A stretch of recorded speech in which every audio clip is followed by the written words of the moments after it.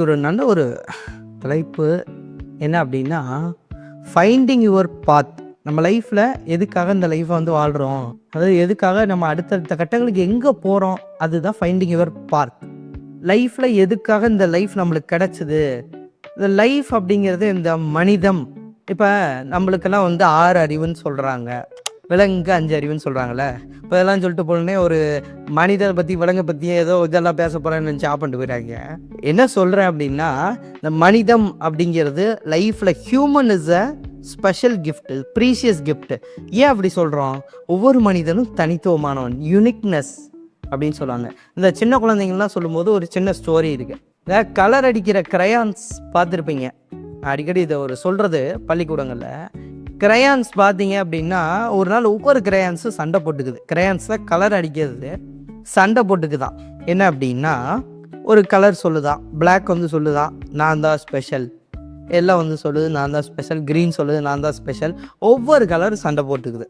இப்போ ஃபைனலாக எல்லா கலரும் கன்க்ளூஷனுக்கு வருது. பிளாக் இல்லைன்னா பார்டர் போட முடியாது. நல்லா வரைகிறீங்க, பார்டர் இல்லைன்னா எப்படி இருக்கும்? பிளாக் இல்லைன்னா பார்டர் போட முடியாது அப்படின்னு பிளாக் சொல்லுது. க்ரீன் சொல்லுது நான் தான் வந்து உலகத்தையே பசுமையாக வச்சுருக்கக்கூடிய ஒரு கலர் அப்படின்னு சொல்லுது. அடுத்து வந்து எல்லோ சொல்லுது நான் தான் வந்து சூரியன். ப்ளூ சொல்லுது நான் தான் ஸ்கை, வாட்டர், எல்லாமே. அப்போ இது ஃபைனலாக கன்க்ளூஷன் என்னன்னா, இப்போ ஃபஸ்ட்டு ஸ்டார்ட் பண்ணது தான் all of us having something special.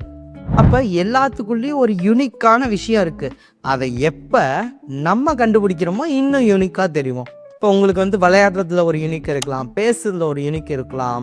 சில பேர்த்துக்கு லேர்னிங்னஸ்ஸே என்னை பொறுத்த வரைக்கும் யூனிக். அவ்வளோ சீக்கிரம் யாரும் ஒரு தட்டை லேர்ன் பண்ணணும்னு நினைக்கவே மாட்டாங்க.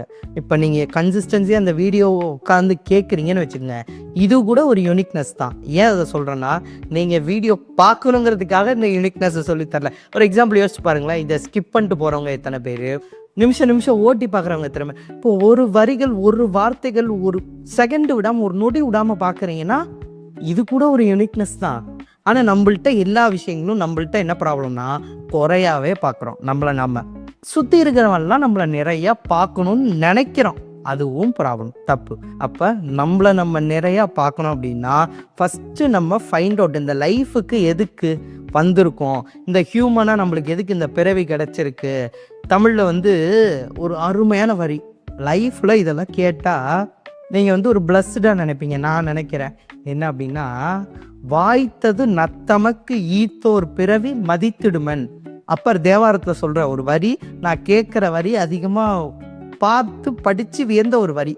என்ன வரி? அந்த வரிகளுக்கு மீனிங் இப்போ பாதி பேருக்கு புரிஞ்சிருக்கும், ரொம்ப பெரிய ஆட்கள்லாம் கேட்டிங்கன்னா புரிஞ்சிருக்கும்.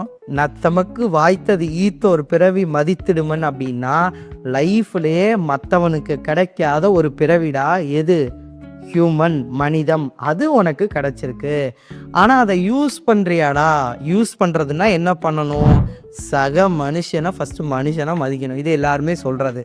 நம்ம மதிக்கிறோமா? First point. ஓகே. அடுத்தது, ரீசெண்டில் வந்து சுகிசிவம் சார் ஒரு கதை சொல்லியிருப்பார். வந்து என்ன சொல்லியிருப்பார் அப்படின்னா, ஒரு நாள் வந்து ஒரு அம்மா வந்து கண்ணாடி வழியாக ஒரு விஷயத்தை பார்த்துட்டு இருக்காங்க. பார்த்துட்டு இருக்கும்போது அந்த அம்மா யோசிக்கிறாங்க. என்னன்னா, எதை பார்க்குறாங்கன்னா, ஒருத்தர் வந்து ஒரு விஷயத்தை துடைக்கிறாரு, ஆனால் அழுக்கு போகவே இல்லை. அந்த அம்மா அது தூரத்துலேருந்து பார்க்குது. அவரோட வீட்டுக்காரர்கிட்ட கூப்பிட்டு சொல்லுதான், என்னங்க அவன் வந்து துடைக்கிறான், அழுக்கே போகலைங்க, நானும் பார்த்துட்டே இருக்கேன், ரொம்ப நாள் அவனுக்கு துடைக்கவே தெரிலங்க, முதல்ல அவனுக்கு நீங்கள் துடைக்க சொல்லி கொடுங்க அப்படின்னு சொல்கிறாங்க. சொன்னதுக்கப்புறம் எடுத்துக்கிட்டு அந்த யோசிச்சுட்டு அடுத்த நாள் அந்த அம்மா பார்க்குதான், என்னங்க பார்த்தா அவ்வளோ சூப்பராக பளிர்னு தெரியுது, ஒரு நாள்லே கற்றுக்கிட்டானா? அது வந்து அவனோட அழுக்கு இல்லைம்மா, நம்ம வீட்டு கண்ணாடி அழுக்காக இருந்திருக்கு, நீ இத்தனை நாள் அப்படியே பார்த்துருக்க, அதனால உனக்கு அழுக்காக தெரியுது. இதை எதுக்கு சொன்னீங்க அப்படின்னா, நத்தமக்கு வாய்த்தது ஈத்தோர் பிறவி மதித்திடுமன். ஹியூமன் தான் லைஃப்பில் பெரிய கிஃப்ட்னு சொன்னல, அந்த ஹியூமனுக்கு இருக்கிறது மனசு.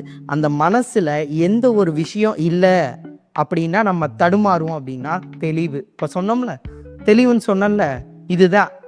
பார்க்குற நம்ம விஷயங்கள், நம்மள்கிட்ட இருக்கிறது எல்லாமே ஒழுங்காக இருந்தால் சுற்றி இருக்கிறது எல்லாமே கரெக்டாக அமையும்.